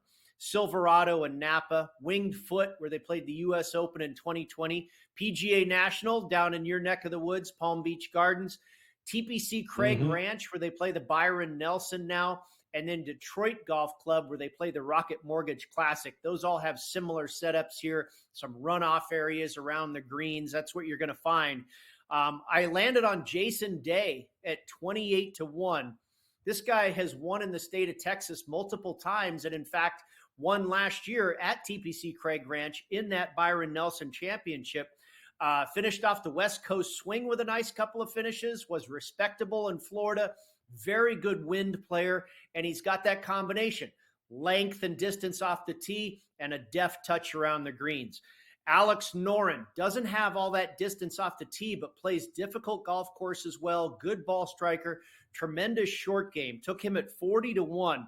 He's got a 4th here at Memorial Park, a 12th at Craig Ranch, 3 top 10s at PGA National, a 17th at Winged Foot in 2020, a 23rd at last year's Open Championship at Royal Liverpool, and a 9th and a 4th in Detroit. He's number 1 in this field the last 36 rounds for bogey avoidance. I mentioned the great short game. I think Noren's got a shot here this week. And then I went with a guy that showed up for a while last week and then fell apart on Sunday. At 43 to 1, I took Keith Mitchell. He was the 54-hole leader at the Valspar and then just fell apart on Sunday. Couldn't hit a fairway, shot 77. But I'm going to go with what he did 75% of the time last week, and that was play really, really well. He's one of the best guys in this field off the tee. He's got that length. He's got the approach game going. The short game has been firing as of late. I think at 43 to 1, that's a good price on one of the better players in this field. And then even a little deeper to a Florida Gator, Billy Horschel, at 70 to 1. His best performances this year have been on Bermuda grass tracks, and that's what we've got here in Houston. 18th at the Sony in Hawaii, 9th at PGA National down your way, Joe, for the Cognizant Classic, and then 12th last week at the Valspar. And Billy also has a couple of wins and a runner-up finish in the state of Texas. K.H. Lee at 100 to 1. 2 out of his last 3 starts have been top 10 finishes. And I mentioned TPC Craig Ranch for the Byron Nelson, a correlated course. This guy, all he's done is won back-to-back there.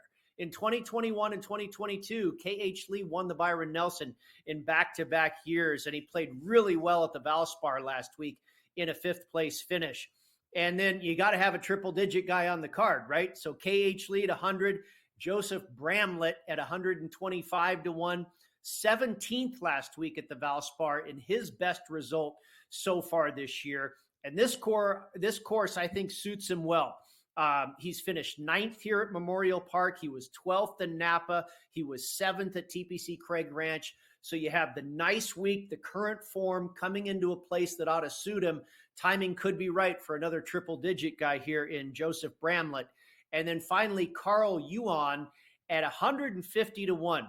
He was 5th last week at the Valspar, and he was also 4th to begin the season at the Sony. Again, 2 Bermuda grass golf courses like we have this week, and he's got that combination of the long game and the short game. 5th on the PGA Tour in driving distance and 18th in strokes gained around the green. So there's a 7-pack for you, as short as 28 and as high as 150 to 1. And more importantly, no Xander Schauffele. That's so right. it certainly does this. So we got a golf course here where the ability to gain multiple strokes on the tee is off the tee, right? So we're going to learn real quickly who the better drivers are on this, because that's really where you can make some hay here. And even knowing that, and knowing you talked about a couple of Texas guys, very familiar. Isn't Willie Z from Texas? Well, yeah. I mean, that's where he lives now. He's actually born and raised in San Francisco, but he's been a Texas native, or I shouldn't say native. He's been a Texas resident for a long time. I know he is getting the lion's share of the tickets at DraftKings, and those are typically guys I like to stay away from.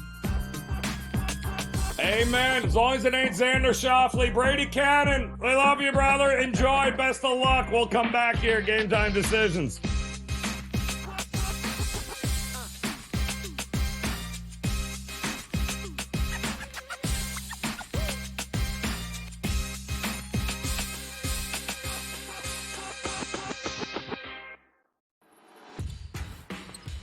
SportsGrid's going to have you covered for this NCAA tournament. That's the movie that we know. When it's win or go home, they love to go home.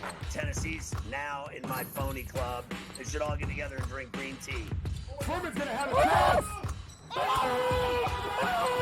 That is a team I'm betting on right now. We are feeling this. You are feeling this at home. The excitement and the atmosphere. Only on SportsGrid.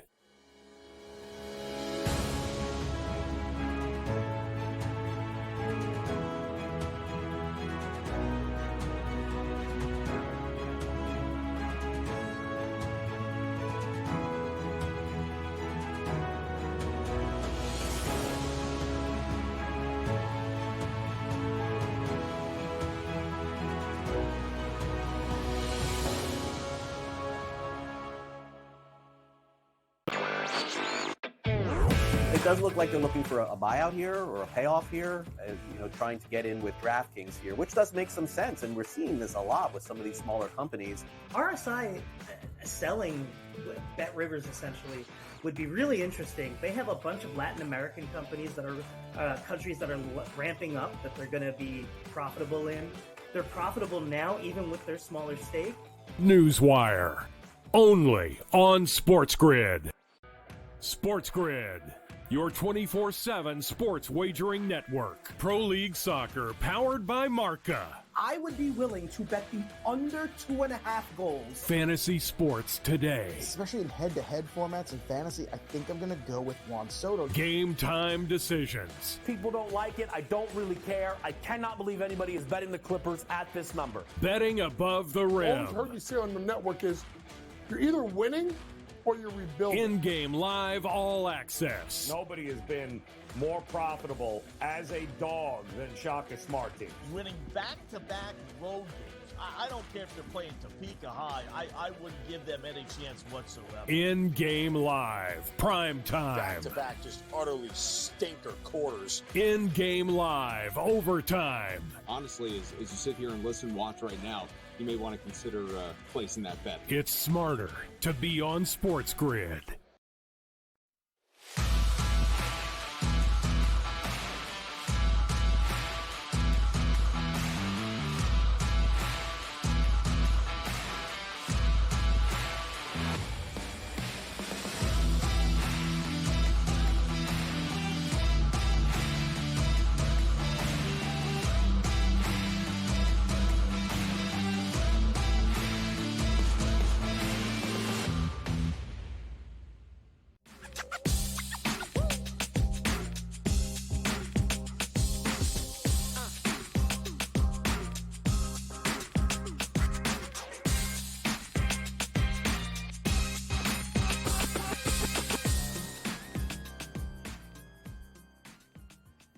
All right, welcome back in here. Game Time Decisions on the Sports Grid Network as we are getting ready.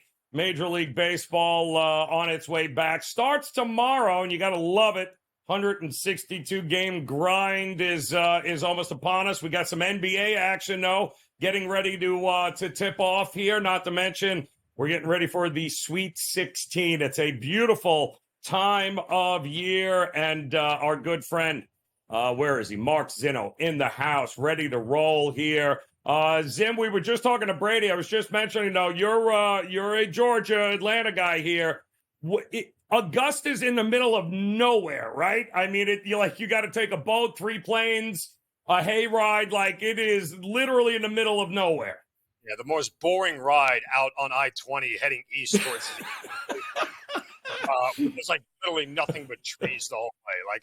It's funny because there's a military post there in Augusta called it used to be called Fort Gordon. They changed all the names, but Fort Eisenhower, I think it is now. But anyway, I used to have to go there often, and that was this drive I always fell asleep on. I'm like, oh God, this ride is just killing me. So, but listen, it is when you get out there and you find it, it is that it's that one spot where the lights from heaven shine straight down on Augusta National. It's amazing. Places on earth, but yeah, it is a long, boring drive out to Bumbletown. I've talked to some guys like, you want to go to Augusta? I'm like, no, it takes forever to get there and get out. Like, I'm much more comfortable on my couch. It's much easier to do here. We do have baseball coming up here, Zin, and I had made the comment earlier to folks that, to me, it's the ultimate grind. It's the ultimate sport to truly grind out for 162 games. It's not a sport. If you're looking long-term profitability, doing it seriously, you can't do it once every 2 weeks. You can do anything for fun, but 162 game grind, it is, my man. Yeah, lessons learned from last year, just as some notes. First of all, if you bet baseball like you would bet football or basketball, where you're looking at your standard minus 110, even minus 115, money lines that are in the minus 135, minus 140 range, you're just going to die in baseball. Like, there's no profitability there. And this is a sport, especially if you're going to do it daily, you have to be able to stockpile small wins. This isn't where you go whale fishing, right? You look for this big play where you're going to put a large sum down. Like, it's not advisable.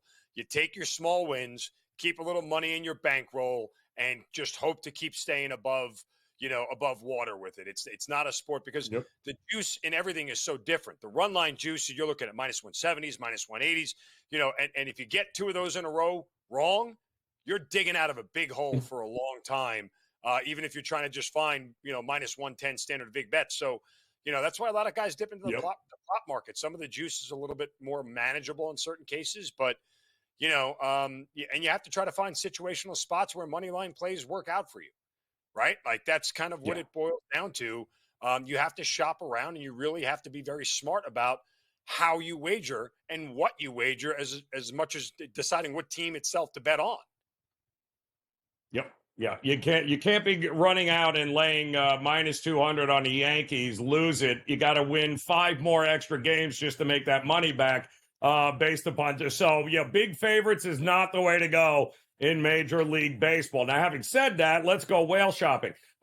We've got some future bets here, Zinno, that we can take a look at, I am sure. How did you approach it long term? You go win total, you go pennants, how do you approach the future market in baseball?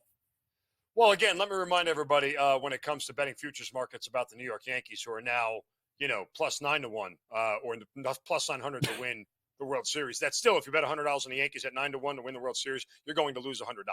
So I just want to remind everybody about that as we go forward. That said, I'm more of a win total guy than a futures guy for the World Series. It's a long season. So much can happen. One injury can absolutely just dash things for a futures bet when it comes to winning the World Series. And that injury could happen in late August, early September, and everything just changes for you. So it's a really, really tough bet to make pre-All-Star break. We've seen teams who are out of it roll back in September and make the playoffs. Teams that had a 10-game lead, New York Mets, end up not making the postseason. It's stuff like that. It's the volatility in that is different for me. I put a future on the Cincinnati Reds to go over their win total of 81.5. I put a future on the Baltimore Orioles to go over their win total of 90.5. And, I'm continuing to shop around here. And the good thing about baseball is a lot of these future markets, they're not going to change over the course of the first month all that much. So if you want to wait and see, if you want to see how things unfold, which team looks like the first 3 weeks of the season is going to start playing well and be a surprise team, maybe you can jump in on it then at a little bit of a lesser price. But as you said, this is a long, long season and a long grind, and a lot is more set up to go wrong than right when betting Major League Baseball. Yeah, no, it certainly does. I mean, the Miami Marlins were first on my list. Who went 33-14 last year in one-run games. They lost all of their top starting pitchers. They're not going 33-14 in one-run games. They made the playoffs last year, but I ain't seen them getting to 80 wins. 78.5 was that win total, and I just don't see it happening at all here. But what about the Yankees? Because I know you and I are both realistic when it comes to the Yankees. A lot of people, including yourself, have jumped all over the Orioles bandwagon. I can't believe we're forgetting about Tampa in the American League East. I think Boston is on the down. I just don't see that team countering anytime soon. They're not spending money anymore. But could the Yankees muster enough offense early to weather this storm and still have a pretty good record as we head into June and July? I mean, look, it is a proven thing that you can mash your way through 162 games. I say it every year. You can mash your way through 162 and make the playoffs. You can score 6.5 runs a game and make the postseason. That's a totally different proposition than winning the World Series. That said, the Yankees' other strength was their bullpen. If they can get some semblance of their bullpen back and you hit, guess what? Your bullpen and your lineup is all you really need because you're always playing with a lead late. Right? So if your bullpen's good and you score a lot of runs, that's a good formula to win a lot of games. So as realistic as I am about the Yankees, I still think their lineup is going to produce. It's just a question of if they stay healthy. Between Soto, Stanton, and Judge, if they all play 120 games, guess what? This team's going to score a ton of runs. They're still a good hitting ball club. There's no denying that. Just a question of do you trust them to stay healthy? Aaron Judge played 160 games once in his career. He hit 62 home runs, whatever it was. I mean, that's what's capable if he's healthy the whole time. If the guy steps on another fence in the outfield or sneezes the wrong way, guess what? I'll be on the IL for the next 6 weeks. So that's kind of just the reality of betting the Yankees. But there's one AL East team you did forget, and that's the Toronto Blue Jays. Now, this is a team we know they can hit. Springer, Bichette, they've got bats up and down the lineup. This is a starting staff that you should have reason to trust. Bassett's there. You still have Kevin Gausman, obviously, how good he's been. Even Yusei Kikuchi has been a plus starter if he's able to stay healthy. And Alek Manoah, if there's some chance that he can find some form that's not a Twinkie from 2 years ago, that he's able to pitch at a high level again, or at least a moderate level, that's as a fifth starter might be something that, you can look at. So this is a team I think that gets undervalued and overlooked because the Orioles now have ascended to the top, because the Rays are a perennial contender, and the Yankees are always there as a big favorite across the board for everybody else to bet on. But Toronto and their win total is one that I'm considering. I haven't gotten there yet, but last year what happened is they got off to a bad start, and it really kind of hurt them, and it put them right on the cusp of that 87.5 win total. So I'll be curious to see how they start out. It's one of those things in reality. The line won't move that much. If they start out 10-3, the overall win total might go up 1 or 2, but that may be the time to jump in the first, 2 weeks, first 14, 15 games to figure out what they are. If they're, 7 or 5-7, it's like, when are they going to get hot? You don't want to push the button too early. But so I'm waiting and seeing on Toronto, but I think they got a lot of potential. Yeah, I'm with you. The only way I would look with Toronto is via win totals. I mean, the last 3 years, 89, 92, 91, they're 0-6 in wild card games, and they haven't won a damn postseason game since 2016. So they seem to get there, and then by the end of the season, it all seems to fall apart. They got swept last year in the postseason. But at this point a year ago, you and I were sitting here. Nobody was talking about Texas. Nobody was talking about Arizona. And nobody even considered them, right? So that's the beauty of baseball. Who are this year's Texas and Arizona? Is there one in the National or American League? I mean, when you talk about getting to the World Series again, that's a different proposition. I when it comes to it. I mean, look, do I think the Cubs have a shot to win the NL Central? Yeah. Do I think they're going to make the World Series? Who knows? Do I think that the Kansas City Royals have a chance to go over their win total and be one of the better teams in the AL Central? Yeah, I do.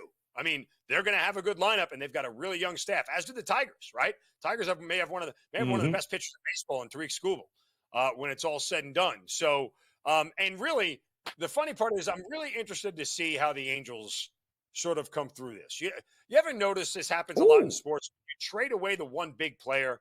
It's like addition by subtraction. Like everybody stops looking to that person to do everything, and everybody just starts playing a little bit better. Some of the parts kind of philosophy, and maybe they're a better team than what we give them credit for. I don't know. It'll be tough to figure out. But if Texas falls off, somebody in that division has to step up, and obviously Houston is there. Do you trust Seattle? Seattle's just the year they finally put it all together. It'd be tough to figure out. Seattle's got some pieces, but what scares me in Seattle is they continue to be vocal about not spending money. So I don't know how that's going to work unless they have so much talent that we don't know. And they do have some talent, but boy, oh boy, that's it's going to be interesting to see the way it plays out. Mark Zinno, baseball is back, brother, man. We appreciate it as always, man. Cash those tickets. Game Time Decisions continues next here on The Grid.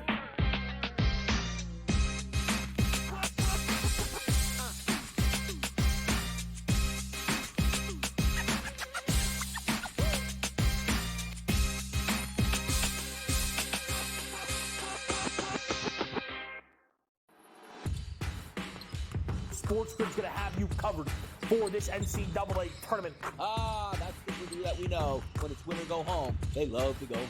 Tennessee's now in my phony club. They should all get together and drink green tea. Furman's going to have a chance. That is a team I'm betting on right now. We are feeling this. You are feeling this at home. The excitement and the atmosphere. Only on SportsGrid.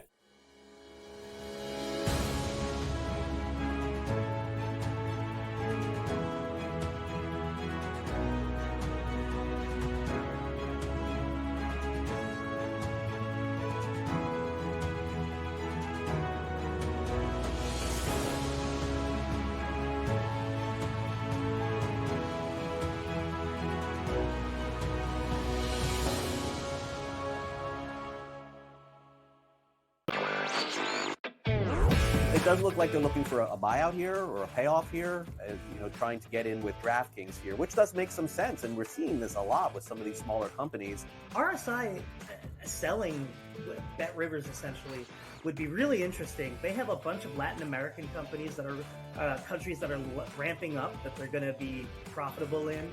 They're profitable now, even with their smaller stake. Newswire. Only on SportsGrid.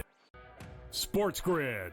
Your 24/7 sports wagering network. Pro League Soccer, powered by Marca. I would be willing to bet the under 2.5 goals. Fantasy sports today. Especially in head-to-head formats in fantasy, I think I'm going to go with Juan Soto. Game Time Decisions. People don't like it. I don't really care. I cannot believe anybody is betting the Clippers at this number. Betting above the rim. All I've heard you say on the network is you're either winning or you're rebuilding. In-game live all access. Nobody has been more profitable as a dog than Shaka Smart Team. Winning back-to-back road games. I don't care if they're playing Topeka High. I wouldn't give them any chance whatsoever. In-game live, prime time. Back-to-back, just utterly stinker quarters. In-game live, overtime. Honestly, as you sit here and watch right now, you may want to consider placing that bet. It's smarter to be on SportsGrid.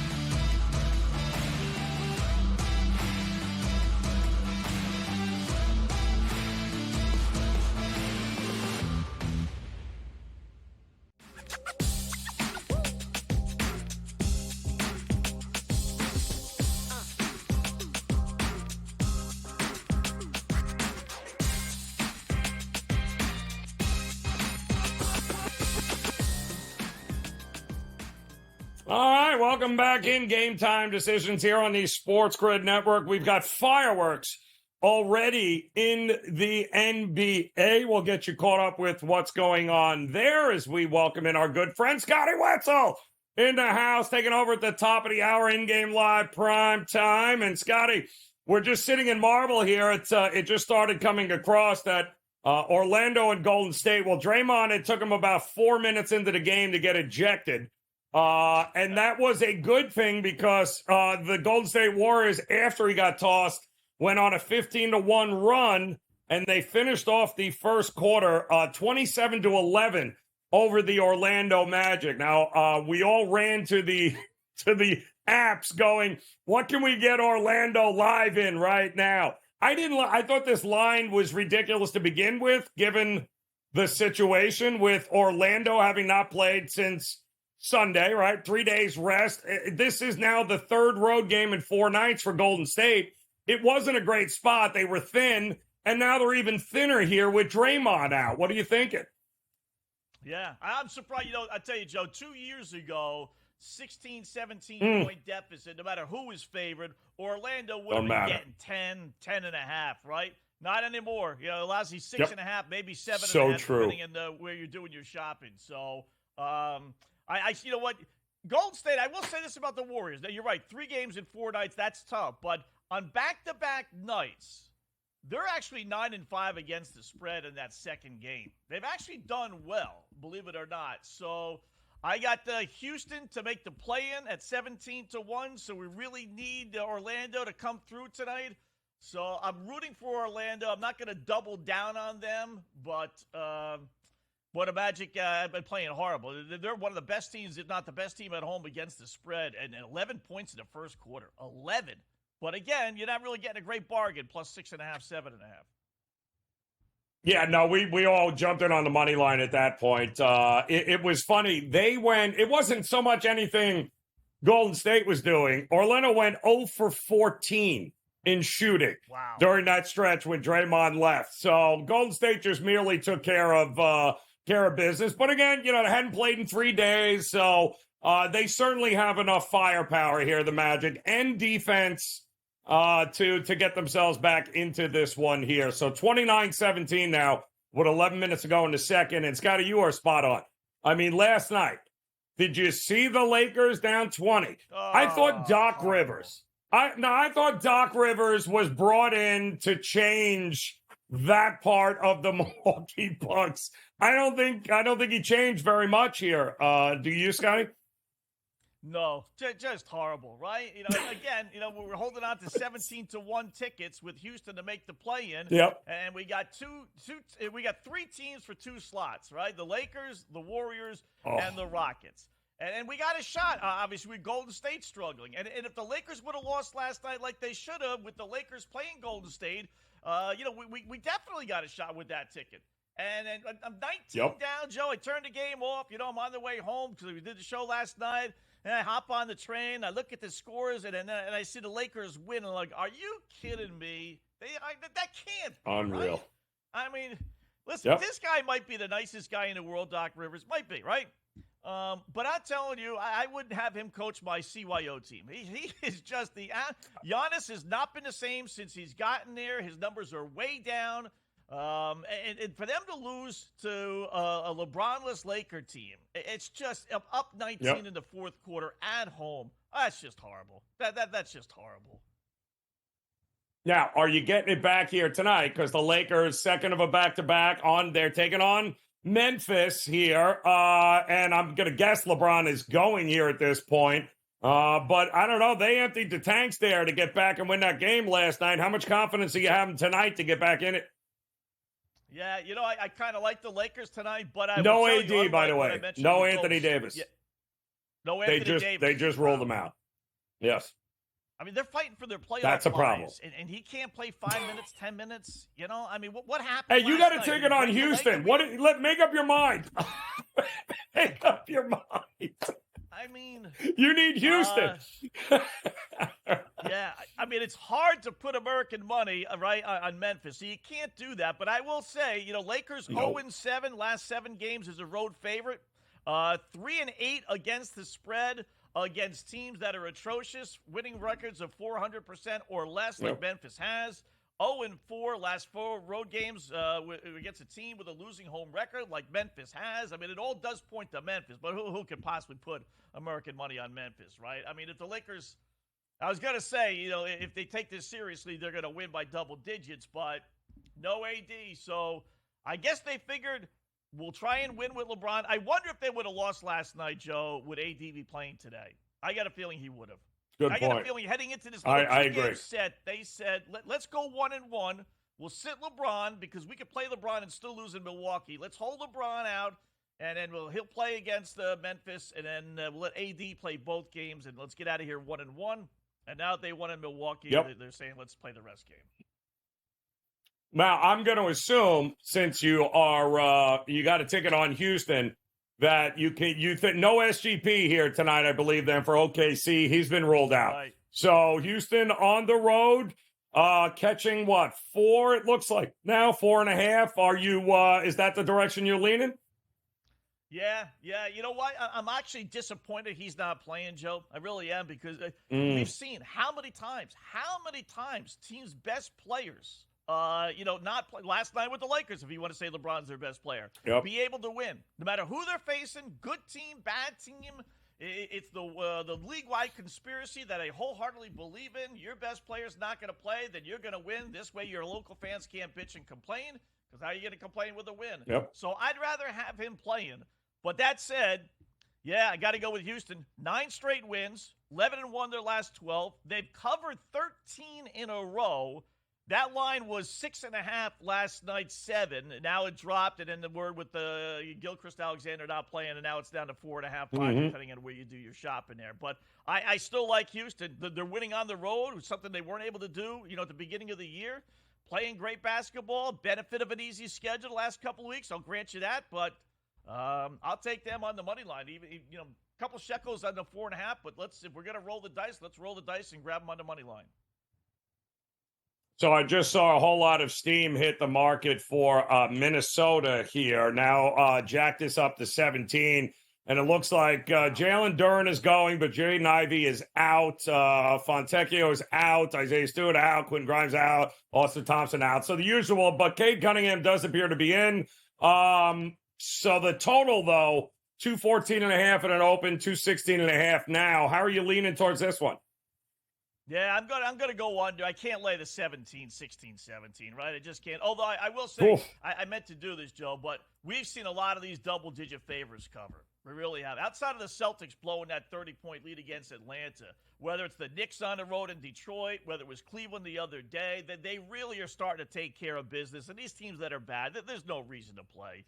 Outside of San Antonio beating Phoenix the other day, they're really, these double-digit favorites, and they weren't even a double-digit favorite, but they're getting crushed at this point. They're done. Season's over. So, but I can't lay 17. I will take the under. Detroit 16-5 under their last 21 games, including 8-2 on the road. You throw in all those players that aren't playing. Minnesota could put 120 on the board, and this game still not get to 217 points. So I'm thinking under here.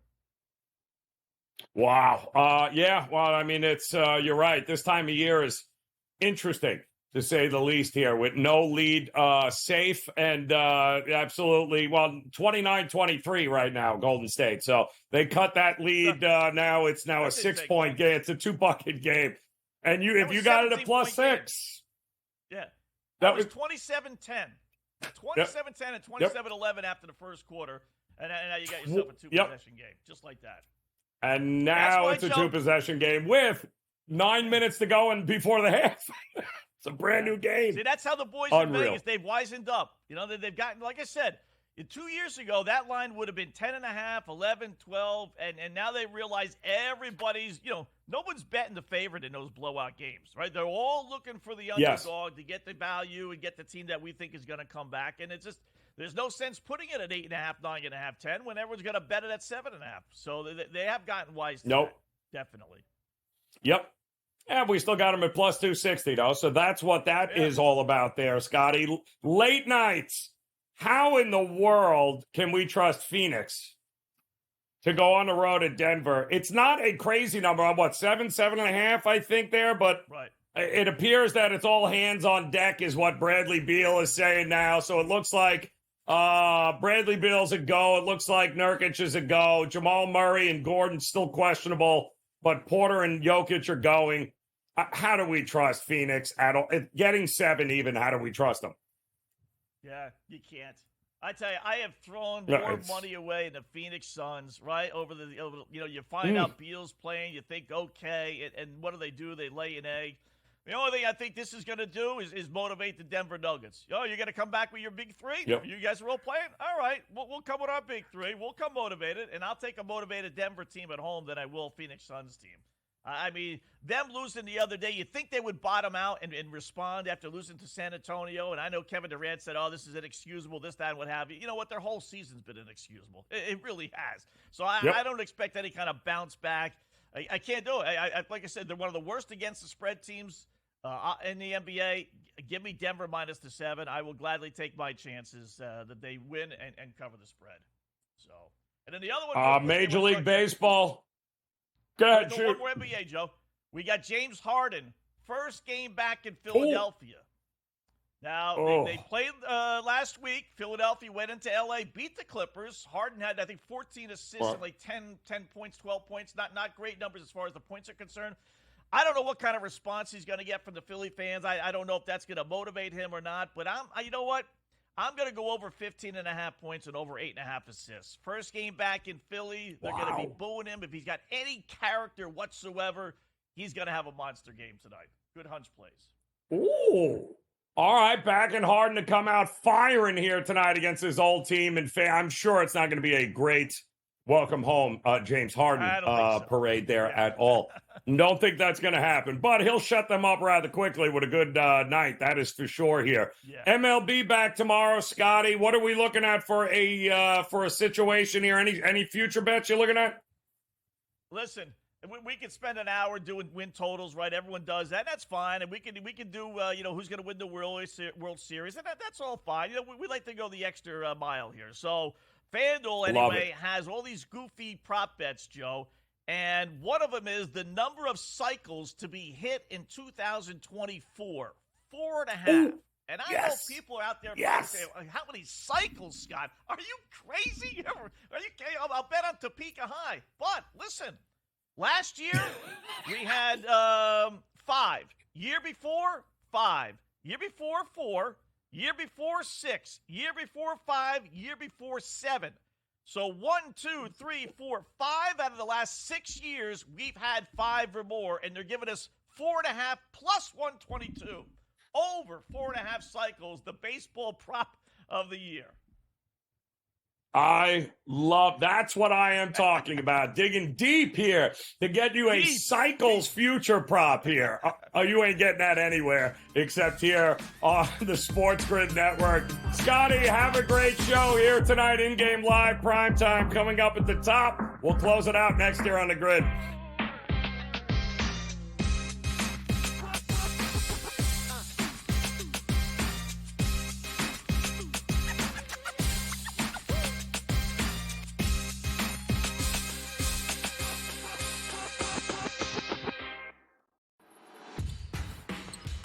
SportsGrid's going to have you covered for this NCAA tournament. That's the that we know. When it's win or go home, they love to go home.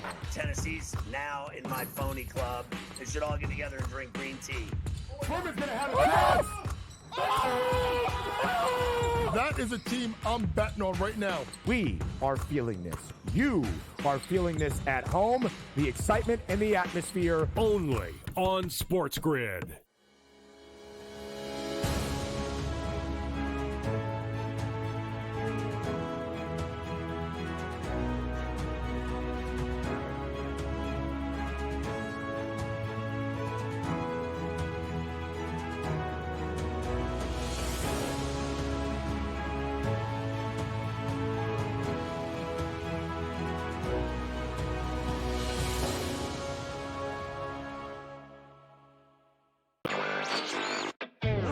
It does look like they're looking for a buyout here or a payoff here, trying to get in with DraftKings here, which does make some sense. And we're seeing this a lot with some of these smaller companies. RSI selling Bet Rivers essentially would be really interesting. They have a bunch of Latin American companies that are countries that are ramping up that they're going to be profitable in. They're profitable now, even with their smaller stake. Newswire, only on SportsGrid. SportsGrid, your 24/7 sports wagering network. Pro League Soccer, powered by Marca. I would be willing to bet the under 2.5 goals. Fantasy sports today. Especially in head-to-head formats in fantasy, I think I'm going to go with Juan Soto. Game time decisions. People don't like it. I don't really care. I cannot believe anybody is betting the Clippers at this number. Betting above the rim. All I've heard you say on the network is you're either winning or you're rebuilding. In-game live, all access. Nobody has been more profitable as a dog than Shaka Smart team. Winning back-to-back road games. I don't care if they're playing Topeka High. I wouldn't give them any chance whatsoever. In-game live, prime time. Back-to-back, just utterly stinker quarters. In-game live, overtime. Honestly, as you sit here and listen, watch right now, you may want to consider placing that bet. It's smarter to be on SportsGrid.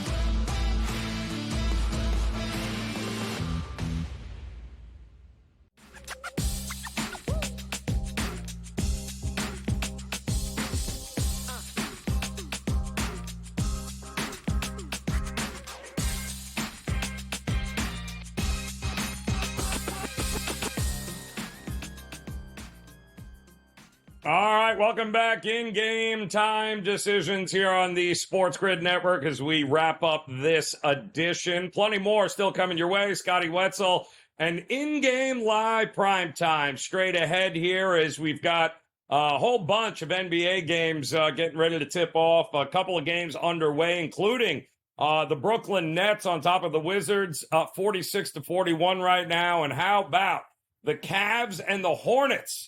With still about 3 minutes to go before the break, it's a 65-61 Cavs lead there. We've been talking about the Warriors and the Magic. Draymond Green gets tossed out 3 minutes into the game, and the Warriors seem to be going on a run here. It's now a 41-27 Warriors lead here with about 3.5 minutes to go before the break. And the 76ers are welcoming back James Harden with a thumping right now, 23-13 here with about 2 minutes to go in the first quarter. Some college basketball action also here tonight. Congrats to the CBI champions, Seattle. They ended up beating High Point earlier today. Seton Hall taking it to UNLV right now in the NIT quarterfinals in South Orange, New Jersey, 44-26 at the break. Still to come, VCU and Utah. And the other side of the bracket there, that one coming up top of next hour, 9 p.m. Eastern time. And we've got Purdue-Fort Wayne, 41, Norfolk State, 33 right now at the break. So we got a lot going on, getting ready for Major League Baseball. Starting tomorrow, the season will be off and running. Check the weather, though. A lot of rainouts already being posted here as we speak. So Sweet 16 action coming up tomorrow. Also, we'll have wall-to-wall coverage for you, as we usually do here on SportsGrid. But in the meantime, NBA tonight, NHL, get yourself ready to go as in-game live. Prime time is coming your way with Scotty Wetzel and company. We'll see you again on another edition of Game Time Decisions. Cash those tickets. We'll talk to you again soon.